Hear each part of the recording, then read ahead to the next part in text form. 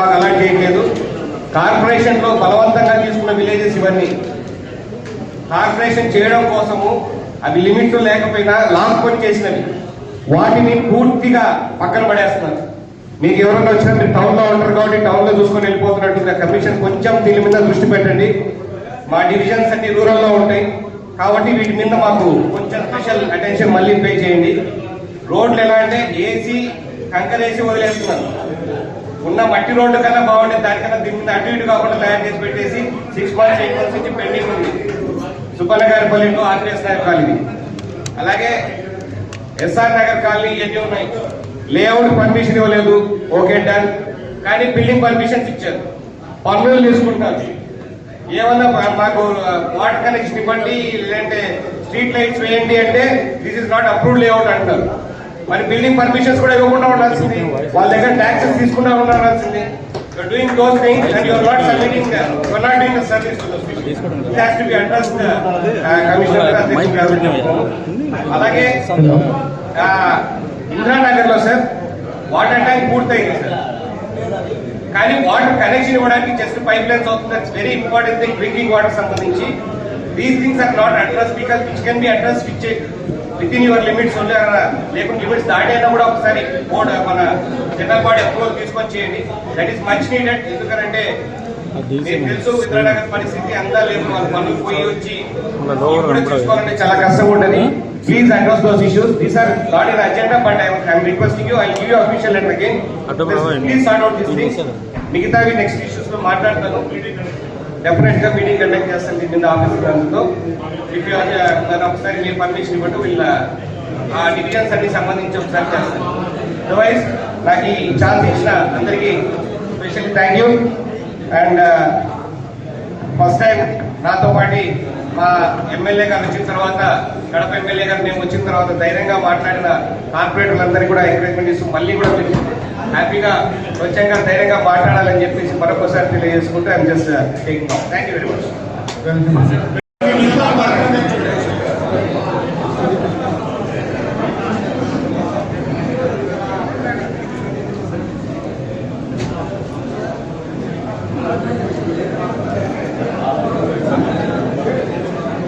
Sir, Minister of Housing and Urban Affairs, Government of India, Solid Waste Management Rules 2016 భాగంగా schedule 1లో పొందుపరిచిన user ఛార్జీలు చెత్త పన్నును ప్రస్తుతం ప్రభుత్వం రద్దు చేసినందుకు మా నగరపాలక సంస్థ పాలకవర్గం తరఫున ప్రత్యేక అభినందనలు.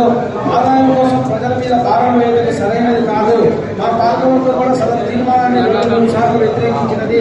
తర్వాత ఎంఏబిడి డిపార్ట్మెంట్ వారి ఒత్తిడి మేరకు ఎన్నికలకు తీర్మానం నెంబర్ 27 తేదీ 21/6/2021 గౌరవ మేయర్ గారు రాటిఫై చేయడం జరిగినది. ఇంతకు మునుపు రిక్షా పుల్లర్స్ మరియు డాక్టర్స్ల ద్వారా చెత్తను అతి తక్కువ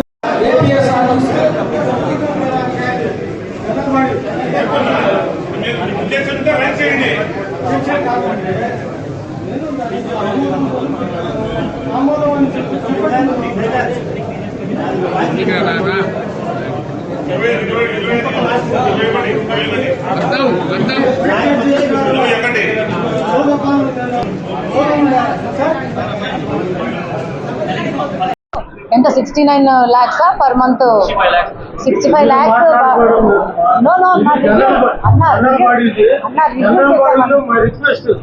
అన్న ఒక్క నిమిషం రివ్యూ చేసినాము ఆల్రెడీ. అఫీషియల్స్ తో కూర్చొని రివ్యూ చేశాము. వినపడుతుంది 5 లక్షల రూపాయలు పర్ మంత్.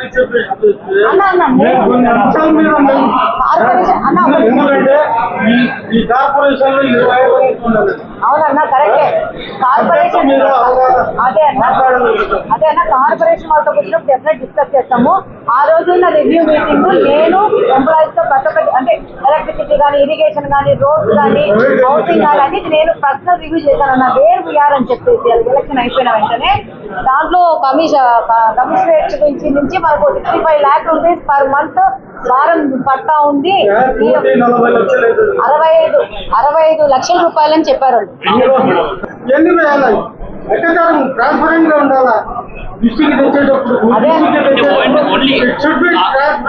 ఆటోతో ఖర్చు 65 లక్షలు అంతే కదా. ఆటో సరిపోతారా? అట్లా అన్న వైఎస్పీ గవర్నమెంట్ రాకముందు కూడా చెత్త తీసుకుంటా ఉన్నారు.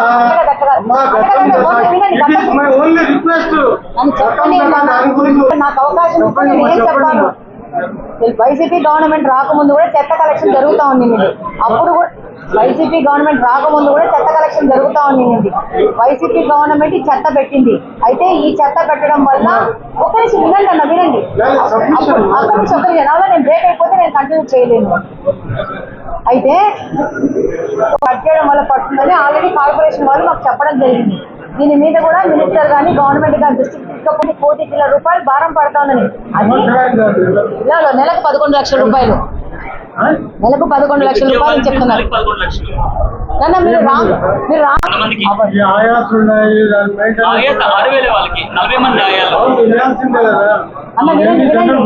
అన్న ఎన్ని వేసుకున్నా కూడా 11 నుంచి 12 అవుతారు తప్పితే ₹1,00,00,000 కాదు. వదిలే, ఇక్కడ మీరు డిఫరెంట్ ఫ్యాక్టరీస్ వచ్చినారు, ఇచ్చుకున్నాం. వాట్ ఎవర్ అన్న 65 లక్షల ₹1,00,00,000 లీవ్ అబౌట్ అమౌంట్. మనం ఏం చేయాలా? దట్ మచ్ ఆఫ్ అమౌంట్ మనము బ్యాక్ తెచ్చుకోవాలనేది, మన రీఎంబర్స్ చేసుకోవడం అనేది మన లక్ష్యము. దాని మీద మనం పని చేస్తాము. ఏముంది అదే మీరు చేస్తున్నారు.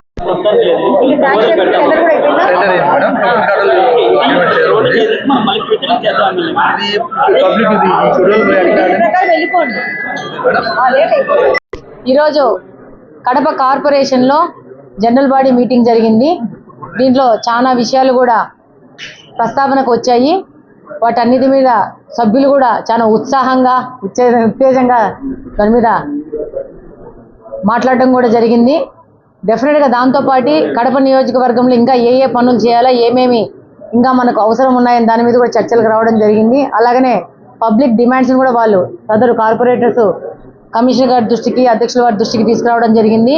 డెఫినెట్గా తెలుగుదేశం ప్రభుత్వము ఇక్కడ యాజ్ అన్ ఎమ్మెల్యేగా డెఫినెట్గా అభివృద్ధికి ఒక ఆకాంక్షిస్తూ దానికి సపోర్టివ్గా మేము ఉండబోతున్నాము. అలాగనే ఈ అభివృద్ధిలో భాగంగా అవినీతిని తీసుకొచ్చి ఆ ప్రకారంగా పోవడాన్ని కంప్లీట్గా వ్యతిరేకిస్తాము. దానికి సంబంధించిన ఏ విధమైన సపోర్టు ఉండదు. డెఫినెట్గా ప్రతి ఒక్క ఇష్యూ మీద ఎంక్వైరీ చేయడం జరుగుతుంది. అలాగనే ఈ కార్పొరేషన్లో ఈ 5 సంవత్సరాలలో జరిగిన కబ్జాలు కానీ అవినీతి కార్యక్రమాలు కానీ మీ అందరికీ తెలుసు. మీడియా ద్వారా మీరే పత్రికల్లో తీసుకొస్తున్నారు. చాలా జెడ్పీ ఆస్తులు కానీ పోలీసుకు సంబంధించిన ఆస్తులు కానీ వాటిని కబ్జా చేయడం జరిగింది, అన్యాక్రాంతం అయిపోవడం జరిగింది. అలాగనే మీకు తెలుసు చాలా మంది రోడ్లని, ఫుట్పాత్లని, పేమెంట్లని ఆక్రమించేసుకుని వాళ్ళకు పర్మనెంట్ బిల్డింగ్లు కట్టుకోవడం ఈ 5 సంవత్సరాలు జరిగింది. వీటన్నిటి మీద కూడా క్లియర్గా ముందుకు పోవడం జరుగుతుంది.